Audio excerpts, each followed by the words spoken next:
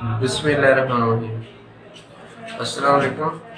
आज FSc chemistry का part 1 का एक्सरसाइज को सोल्व करें चैप्टर नंबर 1 की।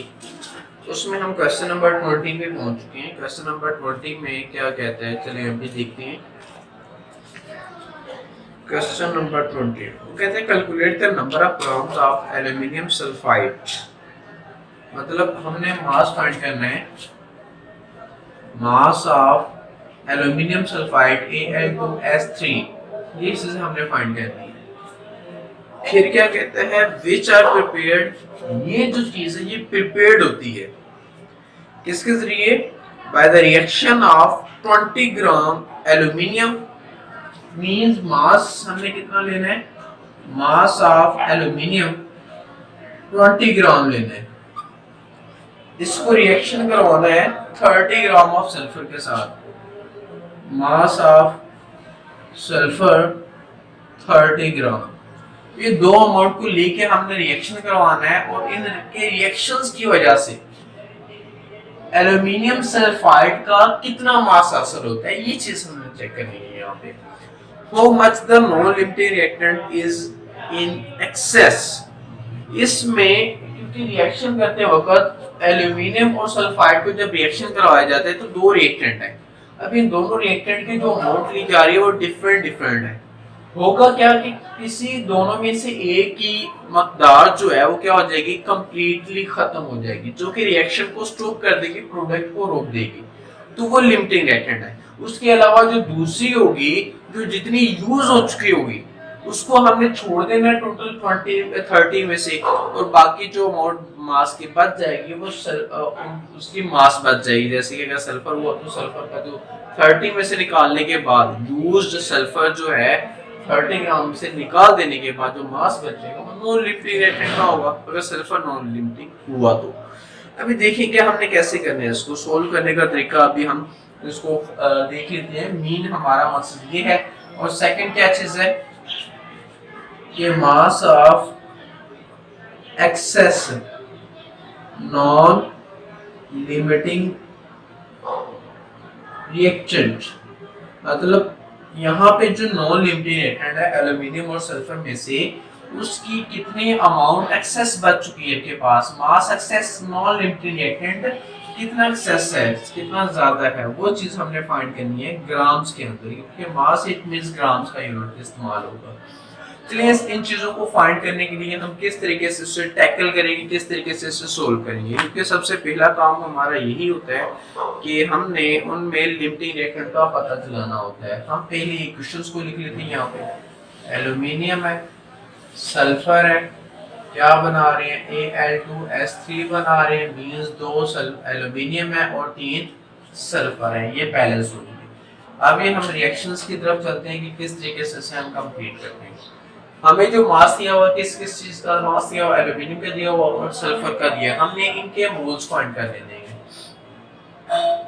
मोल्स ऑफ एल्यूमिनियम क्या होगा, इसका मास हमने ऊपर रखना है एल्यूमिनियम का, और मोलर मास नीचे रखना है इसका। अगर मोलर मास की बात करें तो वो 27 है, और बाकी बात मास की मास उसने दिया हुआ है, कितना दिया हुआ 20 ग्राम, देन मोल्स निकल आएंगे। आपने इसको डिवाइड करना है, डिवाइड करने के बाद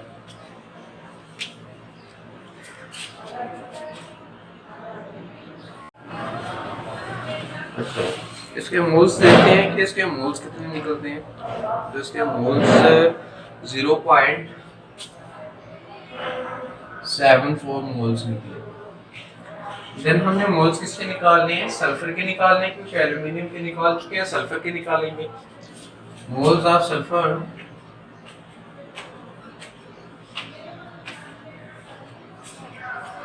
30 ग्राम मास है, और इसका एटॉमिक मास 32 है। इससे डिवाइड करने के बाद जो रिजल्ट आता है 0.9374 मोल्स आ जाता है।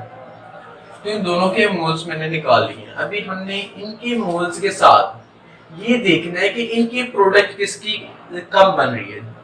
जो कम प्रोडक्ट बनाएगा वो इसका क्या होगा, लिमिटिंग रिएक्टेंट होगा। इसलिए हम देखते हैं दोनों के लिहाज से कंपैरिजन करेंगे। एल्यूमिनियम के लिहाज से भी देखेंगे कितने प्रोडक्ट ये दे रहा है, और सल्फर के लिहाज से प्रोडक्ट देखेंगे। और फिर हमें लिमिटिंग रिएक्टेंट का पता चल जाएगा। नो, चले एल्यूमिनियम का देखते हैं। अगर एल्यूमिनियम और एल्यूमिनियम सल्फाइड, ठीक है, एल्यूमिनियम के अगर 2 मोल्स हैं तो इस इक्वेशन के लिहाज से इसके जो है वो 1 मोल मिलेगा। अगर इसके 0.74 है तो 0.74 कैसे बनेगा? मैंने सबसे पहले इधर 1 बना लेना है, यहाँ पे 1 बन गया, यहाँ पे 1 बन गया। फिर आपने इस 1 को मल्टीप्लाई कर देना 0.74, क्योंकि वो 1 एक ऐसी चीज है जिससे भी मल्टीप्लाई करें वैसे ही बन जाता है। 1000 से करें 1000 बन जाएगा, 500 से करें 500 बन जाएगा, इसलिए मोस्टली 1 बनाया जाता है ताकि उसके साथ कोई भी चीज मल्टीप्लाई करके वही बना दी जाए। चलिए यहाँ पे 1/2 है और मल्टीप्लाई 0.74 है, इसको सोल्व करें। सोल्व करने के बाद यहाँ पे तो क्या आ जाएगा 0.74 मोल्स ऑफ एल्यूमिनियम। कितने मोल्स ऑफ एल्यूमिनियम सल्फाइड देगा? 0.37 मोल्स। इसको हमने कंपैरिजन कर लिया एल्यूमिनियम के इस मोल्स के लिहाज से। एल्यूमिनियम सल्फाइड के कितने मोल्स होते हैं? 0.37 मोल्स आ रहे हैं।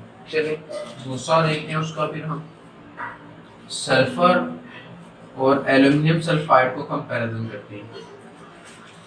इस इक्वेशन से पता चलता है कि अगर सल्फर के 3 मोल्स हों तो एल्यूमिनियम सल्फाइड का 1 मोल्स होता है। हमने बनाना 0.9374। ये बनाने के लिए सबसे पहले मुझे यहाँ पे 1 बनाना पड़ेगा, 3 डिवाइड कर देते हैं, यहाँ पे 1 हो गया, यहाँ पे 1/3 हो गया। फिर क्या करना है? 1 को मैंने मल्टीप्लाई कर देना है इसके साथ, आपके इतने सल्फर बनने, इतने मोल सल्फर बनने, उसके लिहाज से फिर ये भी चीज होगा 1 मल्टीप्लाई बाय 0.9374 और इधर भी 1/3 मल्टीप्लाई बाय 0.93, फर्दर देख लीजिएगा 7 और ये 4।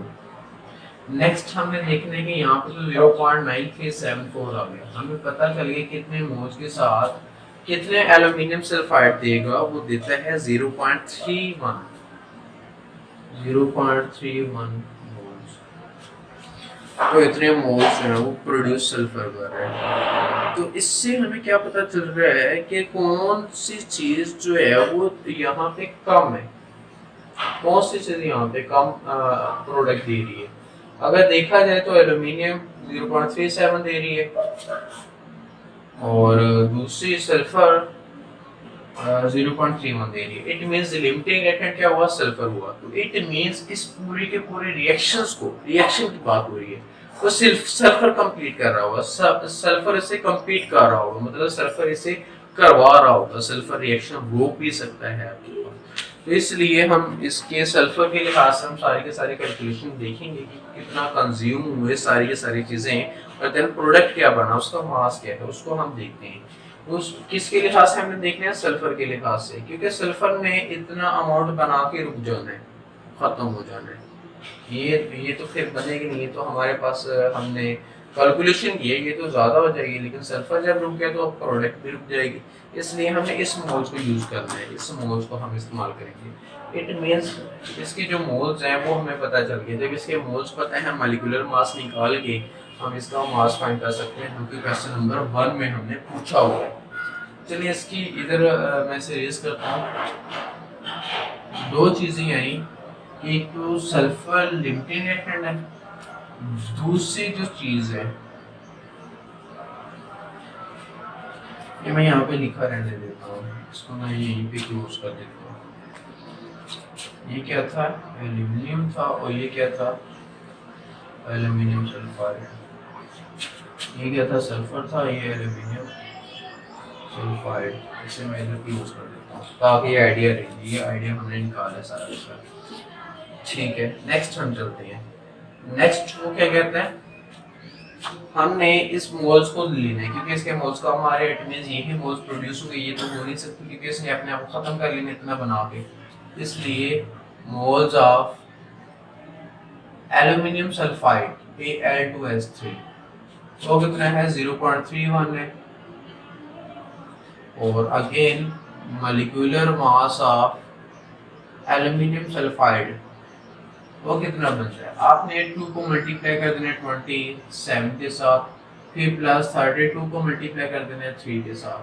तो इस टोटल का जो रिजल्ट आता है ऐड करने के बाद वो टोटल आता है 46 150 150 ग्राम फॉर्म। जब मॉलिक्यूलर मास आ गया तो मास इजीली फाइंड कर लेंगे। कैसे, हमें फार्मूला पता है, moles of aluminium sulphide is equal to mass by molecular mass. Moles तो दिए हुए कितने 0.31 और मास हमने फाइंड करना है mass of aluminium sulphide Al2S3। Molecular mass इसमें 150 है, 150 इधर आके मल्टीप्लाई हो जाएगा, 150 को से मल्टीप्लाई करें और यहाँ पे इसका रिजल्ट आ जाएगा जो कि इसका रिजल्ट 46.5 ग्राम है।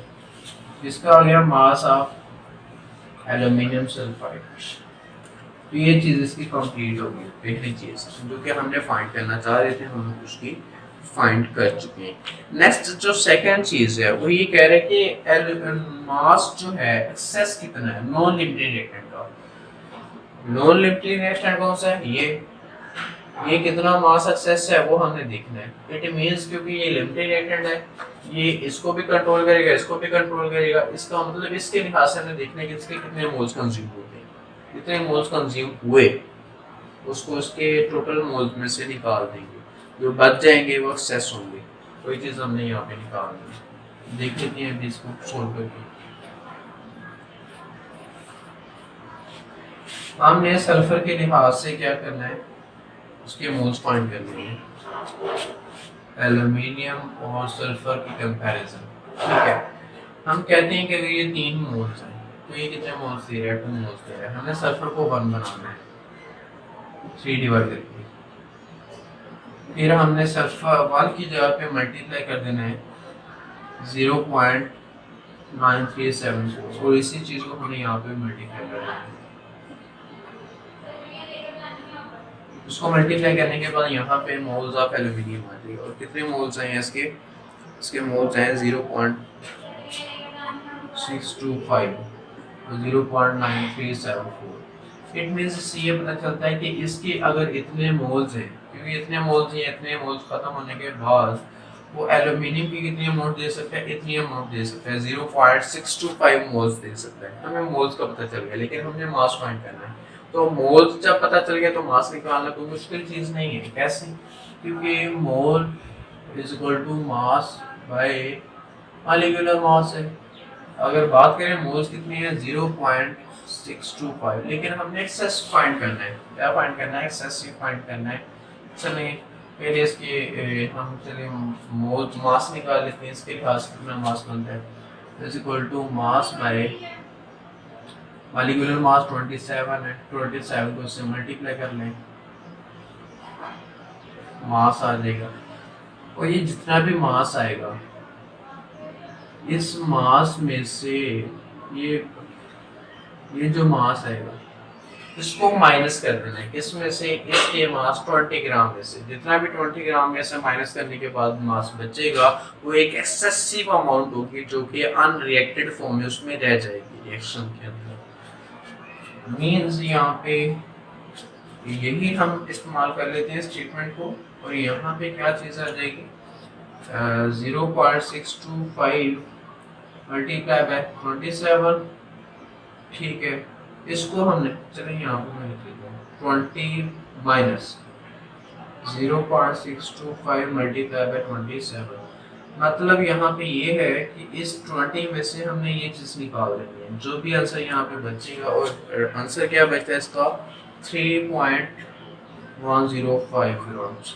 तो इट मीन्स ये जो 3 ग्राम हैं ये वो वाले ग्राम्स हैं जो कि अनरिएक्टेड फॉर्म में उसमें बच जाएंगे।